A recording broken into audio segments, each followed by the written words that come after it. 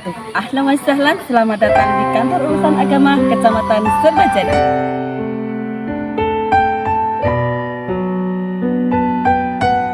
Kantor Urusan Agama Kecamatan Serbajadi diresmikan tahun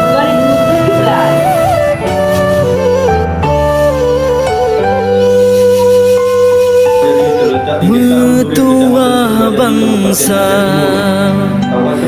Aceh tak sayang Nanggro penulang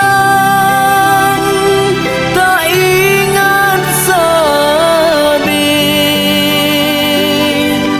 Berdahai bangsa